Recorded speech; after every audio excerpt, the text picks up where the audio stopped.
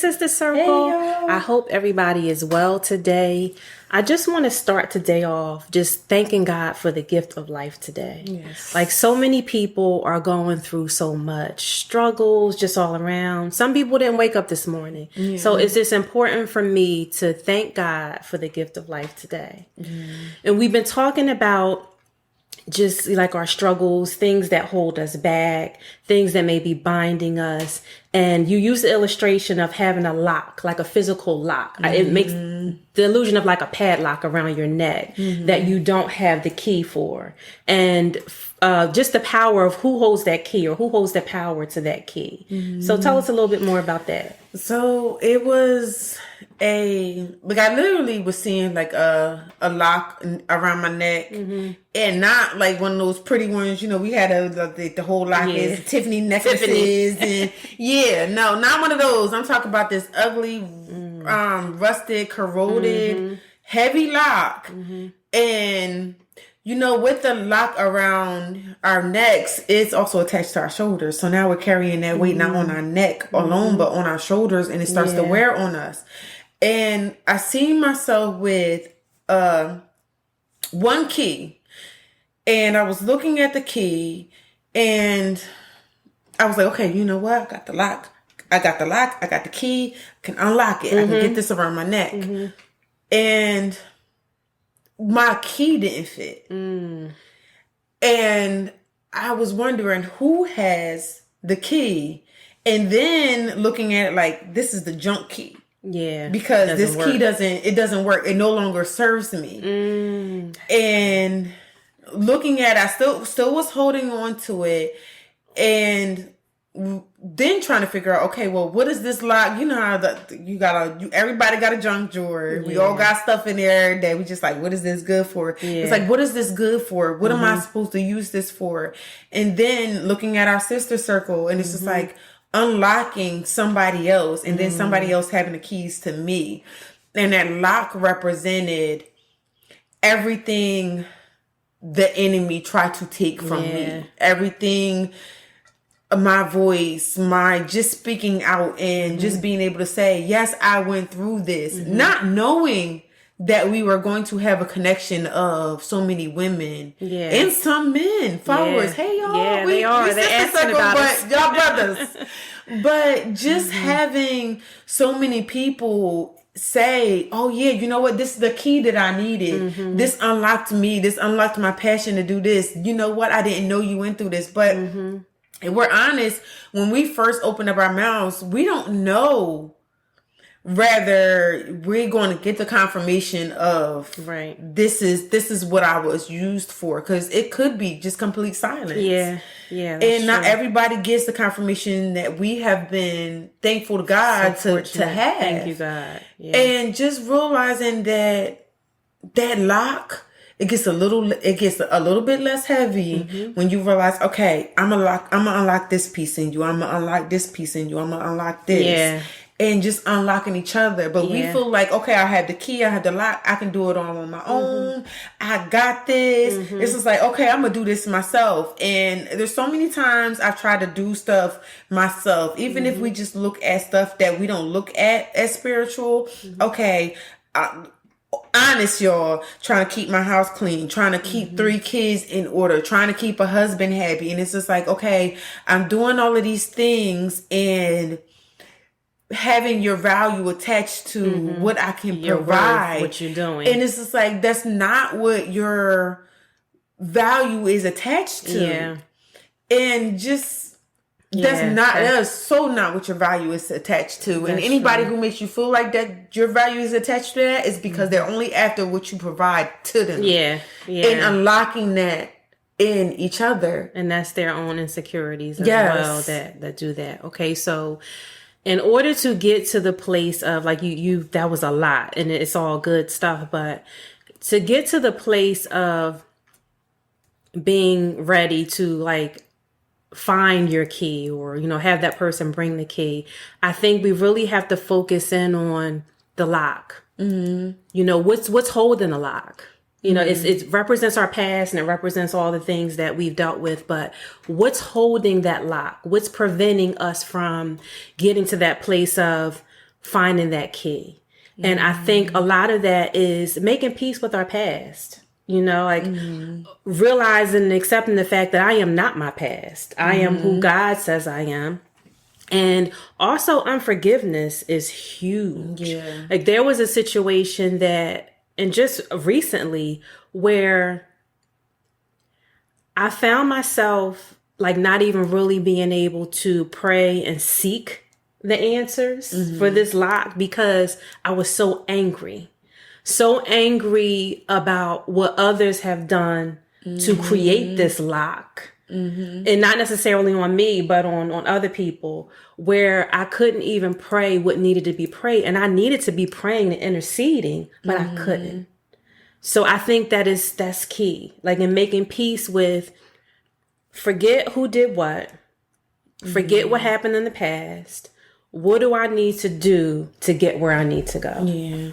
Because God talks about how we're supposed to love one another and love like how God loves. And then he tells you what love is. Love is not keeping account. Yeah. And, I'm good at keeping, I'm good. Sisters, if I'm not good at anything else, I'm good at keeping account. I will write down a mental list in my head. She's petty. Yes, I am. And sadly proud of it. Like, yeah, she is. That's all. Y'all know that. Some of my sisters know that means. But her petty goes to a different level. Sister like, circle. Sometimes I'm like, you did what? That's my famous word. She'll tell you did what? I can't believe you did that. I did. Yeah, but I get it. Just pushing past those things. Yes, of unforgiveness. And that anger.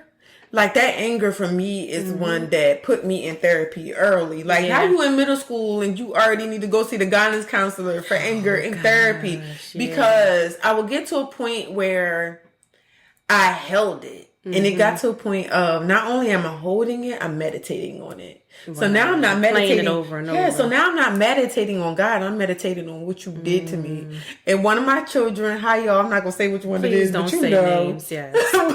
One of my kids, she meditate on what you did to her. And she gonna get you back.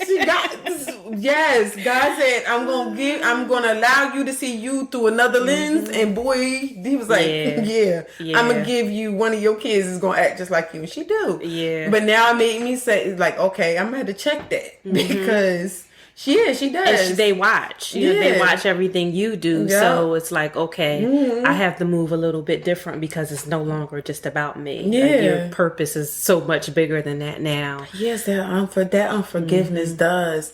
And not being able to, it separates us from God. Yeah. Because it's like, okay. Yeah, that's true. I can't even go to you because some of this stuff is my stuff that I've done put around my own self, and that shame of our past and the unforgiveness and it's so much for me. I don't know if y'all like that, but it's so much easier for me to hold on to the unforgiveness than to actually let it go, because to let it go, I have to put in daily work because it's not like I forgive you, everything's good.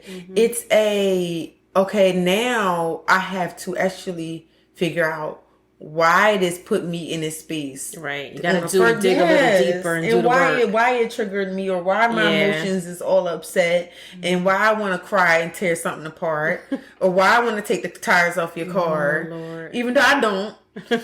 But just getting to the point of like, okay, why? Yeah. Why? And those things keep coming up. Like, the enemy's not going to let it go. Like he keeps coming up. Like, okay, I passed this test. Okay, cool. Let me give you another one. And that other one is harder than the one that you just passed. Yeah. But the key is, and the main thing is like that there is nothing, whether it be physical or spiritual, holding us captive, that the keys to the kingdom and the keys that God has provided, none of those things can withstand that. And I think it's getting to that true understanding, although we're going to have those moments, because I told you I was mad, angry, couldn't even get to that point of praying. Yo, I don't know what you're talking about because she ain't called me. I cannot call her with something. Say she ain't called me, so when this recording is over, I ain't know. Yeah, she's not ready. She's not ready, y'all.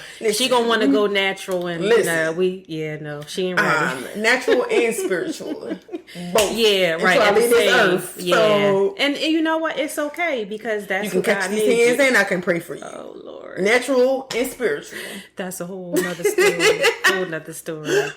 So it's just. Like for us, is figuring out. We're not figuring out because it's God will work behind the scenes and bringing those people into our lives who hold the keys because we don't know. But I think that analogy that you used is just amazing. Of okay, I got this key, but this key doesn't work for anything, you know. And then realizing, okay, I hold the key for somebody else, and I think that comes with what we're doing now, which is why we're doing what we're doing now, and just being transparent and sharing our experiences because, and we've received the validation and knowing that people are coming to say, oh my God, like you don't understand what that meant to me because it's relatable. So we have to be willing to be transparent and to be vulnerable and sharing when God tells you to. Not always. That's the key. Right.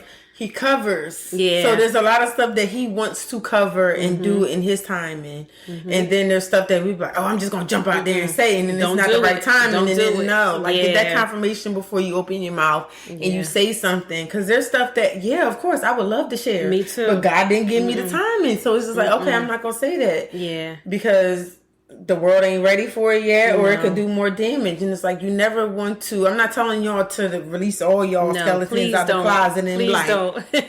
I killed 3 people. Don't say that. Don't ever say that. Don't say that. Don't ever say that. But just like coming to terms of when and everything happens perfectly. Yes, perfectly in timing. We wanted to share like our relationship and what we had last year. And it was just like, but it wasn't ready. The right timing. Yeah. And then you actually got the confirmation where I was still shook. And cause she was just like, oh, I bought the mics. I'm like, what the? Yeah, it's time. What you mean? I almost cussed y'all. Yeah. Like, what you mean you bought the mics? Yeah. She was like, I got the mics. You sent me the link. This is the mics I'm getting them. We're ready. It's go time. That's what I said. But it's like, God doesn't want us to get to a place of sharing and revealing when he has not done enough work in us at that point, because if we do, there's more damage than good, because if you're still broken and not at the place of healing, or what, we just gonna be sad together, like there's no hope at that point. So that's a key point, and that's important. But I think holding the keys, like when I think of an analogy of holding the key, it's like you have the ability to make something possible that wasn't. So just the importance of moving forward with that when God gives you the go to do it, you know, like that's. And that go can look like, I know my, everybody was raised around tell you the list of don'ts to do. Like, have you ever heard that? Like they'll tell you, okay, don't follow the wrong crowd.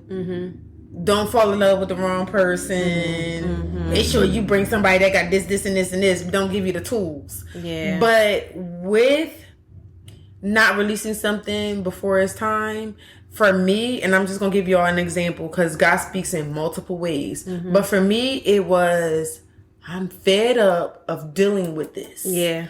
And that's what was just like, okay, if you're fed up with dealing with this, and I finally gave it to God. I was just like, do with it what you will. But I'm done with this being for no reason. Yeah.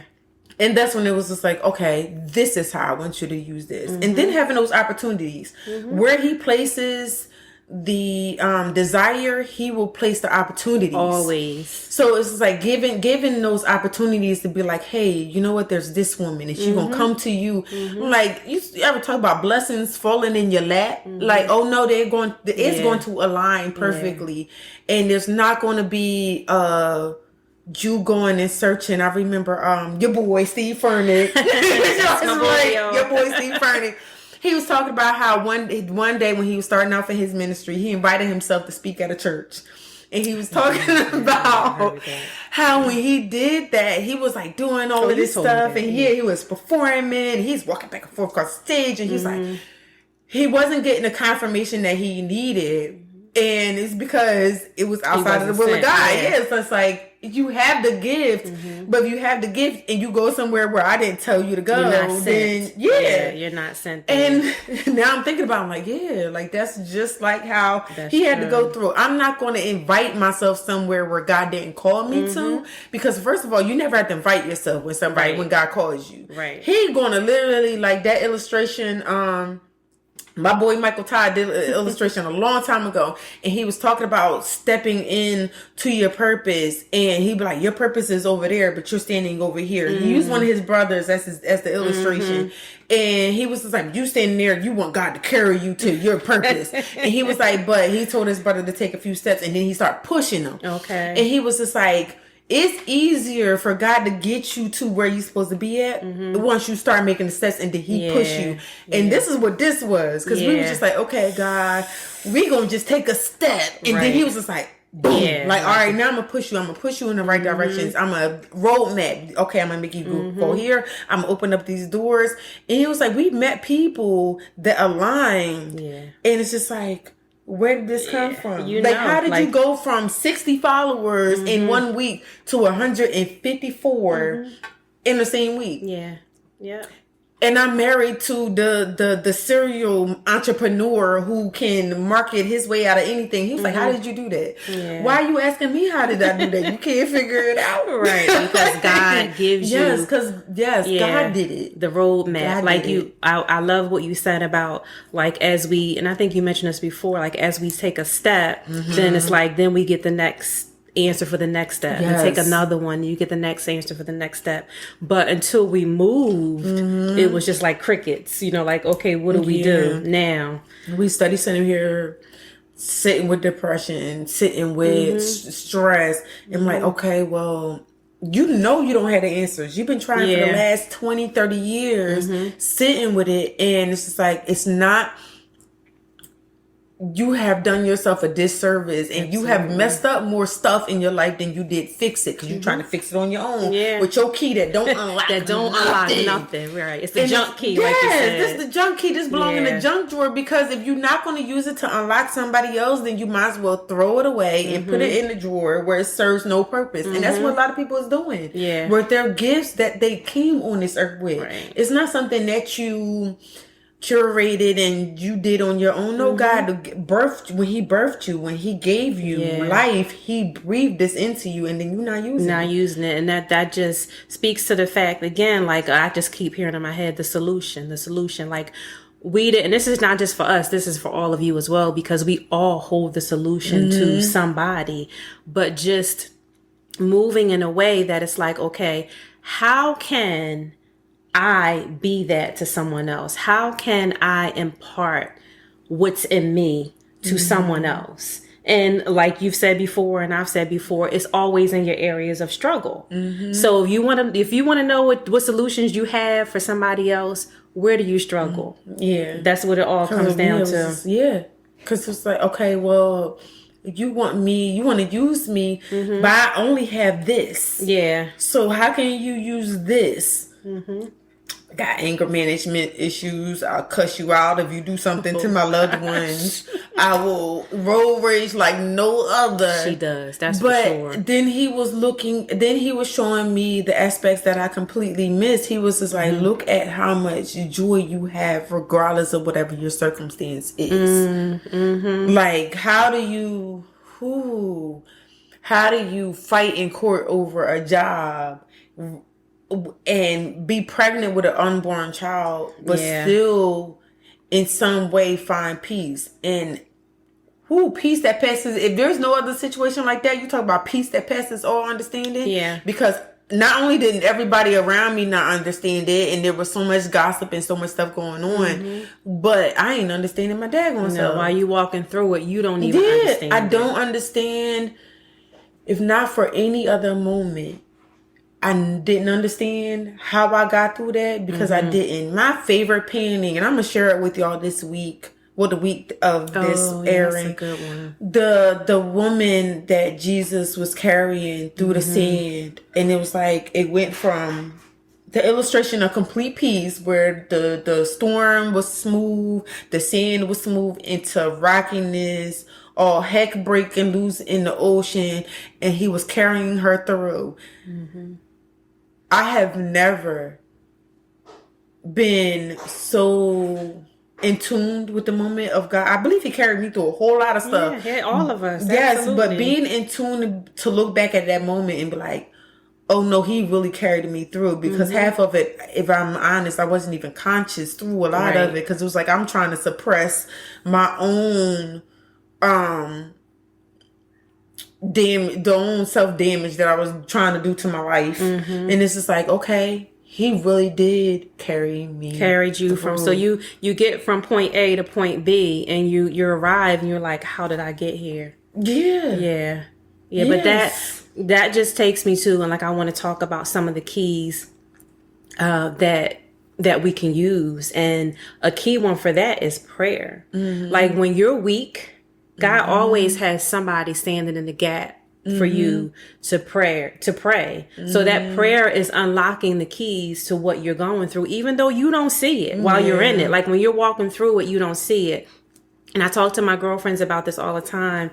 Well, there's the two that I know are like just recent God connections. And it's like, we stand in the gap for each other. It's like a text in the morning. Hey sis, XYZ is going on. I just can't. Okay, I got you. And they do the same. But in some cases, if I wasn't willing to say, hey sis, XYZ is going on, I'm not covered. I don't have anybody to pray for me and unlock that key for me if I'm not willing to share. Because there's only two people that can have them keys, God or the enemy. Yeah. So if you're not saying nothing, then you didn't giving the enemy the keys. And a lot of Christians be like, well, I'm not handing the enemy the keys. But okay, yes, but you're not saying nothing. Because you're silent. You're not saying anything. You're like, and I know this is for another episode, but you're just like, oh, what happens in this house stays in this house, and you're not saying nothing. That's another topic. Yes, but it's just like, we're not saying anything on our own on what's been going on, even internally. And who has the keys? Yeah, and no one, but just the whole thing, what you were talking about, what stays in this house, happens in this house, stays in this house, which we are coming back to. But it's comes back to the whole isolation thing. Like, you will never unlock the keys. You will carry that heavy lock around your neck, sitting on your shoulders until you leave this earth and go meet Jesus, if you're not willing to be transparent and to share and to let others lift you up. So that's what we're here for. Sister Circle, to lift us up and you up. And another huge weapon for unlocking keys is praise. Like, praise is our weapon. So after I pray for you and after you pray for me, guess what? I'm praising. And that's God, because it's already done. It's done. It's done. And that's, to use your term, and my pastor used that this morning. I pressed up foot on neck for the enemy. Yes. I love her. I love Sharon Dean. Yes. She used it. Hey girl, yes, use it. Foot on necks, like even Sarah Jakes be like, sometimes you gotta get that. You gotta take the earrings out. Yes. If that is you talking about a warrior, where I know she step in the room, the enemy like ain't enough Vaseline for him to get, because she coming in boxing like, baby, I might have to take these earrings off on you, but you gonna understand that I'm coming. Yeah, absolutely. Yes, she definitely is like warrior. Yes, I was listening to her one day during the week, and her voice was gone, and she's like, it's okay, the enemy don't want somebody to get this message, but she just started talking soft in a whisper to still get it across. And that's how we have to be. Like, we gotta almost be violent sometimes, like we are taking this thing by force. I know, but she has no problem. I don't have no problem with that, because if you mess with one of my loved ones, I might take 5 or 10, like now I will take 5-10 minutes out. I'm gonna let my natural, my cries, and I'm gonna let them out. But then not only am I going to allow God to have you, I'm coming. Yeah, I'm coming because you know what? Now, like before, it was just like, I won't let anything disturb my peace. Now I'm like, my peace is my sleep for me. But now I'm coming. Oh, the enemy, you thought you was going to just do this and get away with it. You was going to walk out on my house and think you was going to have a triumph moment now. Because now I'm about to beat you down. You got another thing coming. Because you think about, like, in the world, If somebody mess with your cousins, especially when there's a lot of them, oh, you mess with so and so, now you gotta go. Yeah, now you mess with the whole family. No, if you mess with one of mine, now you gotta spiritually deal with me. Absolutely. And now I'm coming for you because I wear the armor of God, and now I know where it's coming from. Like, no, I'm not fighting you in the physical. You gonna get these verses all day long. Right. I will put that Maverick City. That she put me on. Yes, that Maverick City can't nothing. When I tell you can't nothing stay in my house after that Maverick City, sis. If you don't know about Maverick City, go put it on today. Yeah, and somebody turned me on to it too. I can't remember her married name, but hey, Regina, it's not Russell, but she turned me on to it as well. Like one day she posted something and she said, I put on Maverick City this morning and I couldn't even get out the house. I'm gonna tag them. We didn't, and that's funny because we didn't have a tag person. I'm tagging Maverick City, Steve shout Furman, out to them. Michael Todd,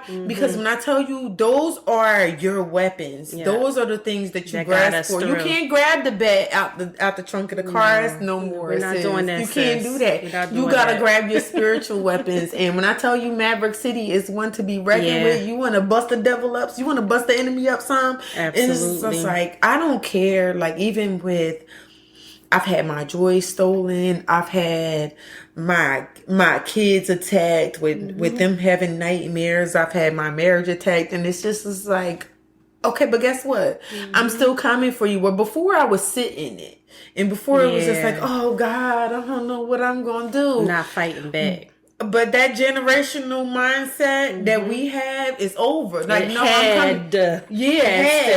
It is over. You gonna be, if you mess with me, you better be real nervous. That's right. And you better be nervous about coming after anybody that is attached to me, because when I come, I'm say good, but you not. Yeah, that's so true. That's so true. And I'm grateful that we're there, but it took us so long to really understand the power that we hold. Like, we hold all power, all authority over anything in the world of darkness, and we have to get to that point of understanding. And God tells us clearly that He's given us the keys to the kingdom, and whatever we bind on earth is bound. Whatever we bound, like whatever we loose on earth is loose in heaven. Whatever we bind on earth is bound. Bind, whatever you guys get it. You know, binding and loosing. Y'all know what I'm talking about. And I remember you. This is not on the notes, but I remember you. The enemy's favorite, one of his favorite tactics is making you feel like it's not working. I remember you were praying over me. Yes. She had her oil. She came in my house. She was ready. When I say the torment in my house was heavy, and I'm going to be transparent with y'all. I promise y'all I would. And for me, it was closets. We 7 minutes away, but I remember for me it was closets, because that's where I started my day. That's where I ended my day. That was my closet was my peace. Like you talk about, everybody talk about they got a prayer room or a prayer closet. That was my peace for me, and the enemy was trying to torment me in the place of my peace. Yeah. And then not only was he coming, I'm usually cool. Like, okay, I can handle something when you coming after me. But when my kids started having nightmares and started to have nightmares about their closets and not wanting to go in their closets, now you got to go. Yeah. I was praying and cussing. But when I remember when you were, and I didn't know, you were standing out, you were out in your car and you was outside my house and you was praying and I dispatched the angels of God around this house, inside and outside. I added that to my kids' prayer. They say it every night. Oh, good. But when I tell y'all, I was in my oldest kid room and I was standing there, I was looking outside, and we do have street lights, but when I tell you, it looked like angels dancing around my house. Like, it wasn't to the point where I thought I was crazy, and the enemy will tell you you're crazy. Yeah. I went to the back of my house. I went to my bedroom because there's no street lights, and I still seen the same thing outside the back of my house. My God. And sometimes God will allow the veil to be removed from your eyes just to show the glory of what He's doing. What He's doing. And I thank God for that moment, not only for me, but for you. Because I called her. Now, see, had I been ashamed and had I been thinking I was crazy, I wouldn't have been able to unlock how much your prayers really work. Because I called her and I was just like, I'm seeing angels outside my house. Like, I know at the risk of sounding complete bat crazy, I'm going to call her and I'm going to tell her anyway. And she was like, oh God, I was just praying. I had to pull over. I was still driving. Yeah, I had to pull over. But it was just like for her to pray, to dispatch the angels around my house, and for me to actually see it, angels outside my house. Yeah. That was huge for me because, like you said, the enemy makes you think, oh, your prayer is not working. You know, like you're no prayer warrior. Your prayer is not working. They work. Yeah. To circle back to that scripture because it's very important, and it's Matthew 16:19, and it's whatever you bind on earth will be bound in heaven. Whatever you loose on earth will be loosed in heaven. God has given us the keys to the kingdom, and that's so important for us to understand that power and that authority that we walk in. So don't let the enemy trick you or tell you anything different because we hold those keys. And he tells you whenever two or more walk together. And that's why it's so important. Yes. Two is better than one. For you to tag in with somebody and say, hey, you know what? I might not share this with anybody else, but I'm going through this and I need some help. Yes. You don't know how many times I have literally set up. I have went to, and I know I haven't been at church in a while, but at the time that the church that was close was Vandy Coulter's church. Yeah, I remember you went Loved that church. And I would go there and I would go to the altar, and sometimes not even knowing if the church was going to be unlocked. But it was just like, if I could just camping out of the church, y'all. Yeah, like listen, if I could literally get to the altar of this church, because that's where my comfort was at that time. And that's where it should be. Yeah, like if I can get to the altar of this church, if I can get to the hem of his garment and just say, you know what, I'm going through this. You have to start with leaving it somewhere. And it doesn't have to be like an actual church, but figuring out a place to leave it somewhere. Yeah. And just being like, okay, I'm going to leave this here and I'm going to leave this with you because it wasn't safe with me. I can do a whole lot with my thoughts. Yeah. So it's not really safe with me. So I'm going to leave it where it's safe. I'm going to leave the torment. I'm going to leave the depression. I'm going to leave the suicide. I'm going to leave all of this stuff with the only person, the only being that can actually do something with it. Yeah. And it's just like, leaving it. Like now, 3 kids. I'm not packing 3 kids just to go to the altar. Yeah. But I am going to leave it somewhere. Anywhere where you get on your hands and your knees, you leave it. Yeah.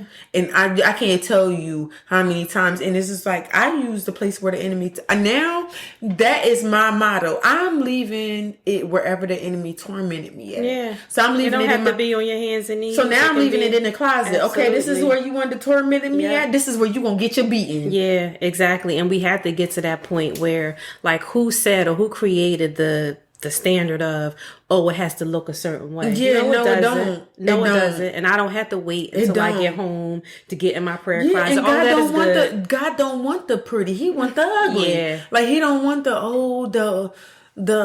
all white outfit, the edges laid, and no, he wants the bonnet cat. He wants the snot and the tears, and he wants the I'm fed up version. He wants that version. He don't want the I'm cute version. Yeah. He don't want the he want that version. Yeah. He don't want He want the foot on neck. Yes, we gonna get that on the t-shirts. We gonna give y'all a t-shirt, foot on neck. Like when I tell you, because how they be like, oh, this is my year. No, this is my year where the enemy is really gonna know who he messing with.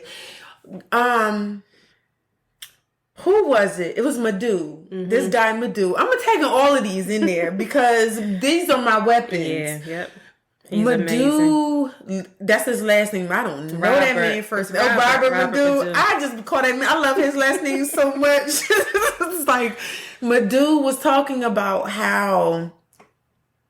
He was talking about how using those weapons, and he was talking about how in the Bible there was only one woman with the issue of blood that he actually called daughter. She's the only one that she actually called daughter. But how we have the privilege to be called daughters and sons. Yeah. But the only written document of God actually calling somebody daughter was her. Changed her name from what she was going through to daughter. He has changed our names once we get saved from anything that we could possibly be going through to daughter. You're going to see what this daughter is going to do to you. Not only if you mess with me, if you mess with mine. So now it's just like, now that's where the links come in, where the circle comes in. Because now it's just like, not only can I not mess with her, I can't mess with her, I can't mess with her, I can't mess with her, because they all tied. And if I mess with her, I'm going to fight them all. Because guess what? We lock in arms. Yes. Like sister circle. Yes. And it's arms. Like, like, that's no, good. The enemy...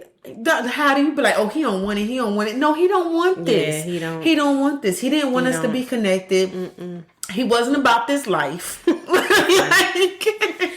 Funny. He wasn't about this life. He did not understand that, yes, what I'm standing on, when two come together, they are stronger than anything. Absolutely. And it just keeps multiplying. Okay, now we went from 60 to 153. Let's go for 200. Let's unlock. We're going to keep going. Let's unlock. We're going to keep going. But that just, that's just so good. It's so good. But it makes me think about, like, even when you were talking about the woman with the issue of blood, like, in everybody else's eyes, she was unworthy. Like, how dare you touch Jesus? So it just shows us who we are.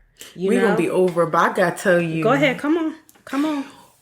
Everybody talks about the women with the issue of blood, with her having an actual physical issue with blood. And I'm not an interpreter. I have not went to Bible school. Please don't come for me. But every time I hear that, it literally sends me chills, because what happens if the issue of blood happened to be the bloodline that she came from? We're coming back to that. Yes. We are coming back to that. Yes, it's not I feel like it's not an actual issue of it might have been. Yeah. But what happens if it's an issue of your bloodline? Right. The blood that's within you. Yes. What you carry. I cannot. You don't know how many times the enemy will come for your bloodline and tell you that you can't because bless you. You can't because somebody else didn't. And will say, oh, well, so-and-so never did that. How you think you going to do this? How you going to think you going to come out of poverty? How you think you going to be the first homeowner? How you think you going to have kids? Don't nobody else in your family have kids? And how you think your kids is going to act because all your kids got this, this, and this, and this, and this. But that issue of blood, that generational curse stops when we link together and we start talking about it and start having the meetings. Just like how we have don't come for me. Just like how we have meetings, it's easier for us to come and have meetings about who we don't like. Oh, I don't like her because she thinks she all that. Or I don't. Or coming together and be like, girl, my man did this. He getting on my nerves. It's so easy for us to come together over the negative stuff. But coming together on something positive. Right. Instead of tearing down, we come together for the positive to see what we hold and what we can unlock for each other. So that's what we're doing, and we're going to keep going. Yes, keep unlocking. We need to start to wrap up because we're a little bit over, but it's okay because all of that was necessary, and we are coming back to that issue of blood. That's going to be a whole nother podcast episode. But we wanted to leave y'all with something, and just to love, like we always be like, oh, we want to love on y'all. We appreciate our sister circle, and no matter what the enemy decides to torment you with this week, the week before, we want to let you know that there's power in numbers, and there's power in understanding that you are not alone in this. And you don't, even if you be like, I don't even know if I can fight. We can fight for you. Message me, please. Yeah. Because that's what it's all about. Yes, message us. Let us know what you're going through. We write back. I'm up. I'll be checking them DMs. I'll be writing back. If I see a lot of our sisters been slaying on Instagram. I just be like, oh, you go, girl. Oh, you go. Yes. And just like, encouraging one another, and we want to make sure that we end every podcast, everything that we do with encouraging y'all that you are not alone. You may feel like you're alone, but you don't have to do this on your own. Please start taking us with you on your car rides. It's not just us trying to promote, but we believe that if we can get our voice out there in order to encourage you at the start of your day and at the end of your day, we bring in peace. Yeah, we are bringing peace. Yeah, and even with me, like in re-listening, and I told you this, that it, like I hear something like, oh, I didn't hear that the first time I listened to it. So that's key.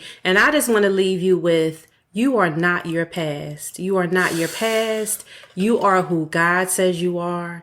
And this week, be deliberate. Make those affirmations over yourself. I am not my past. And put them on posters and put them on your mirror. Cause I don't care if you look crazy. My husband looking at me like, how many posters you need? And I have them all over my mirror too, but I don't care. And there was a time when I wouldn't do that. Like, what are they going to say if they see that up there? Put them up and put them down. Yeah, but every day, up and down. I wish I would. Running out of sticky stuff on the back.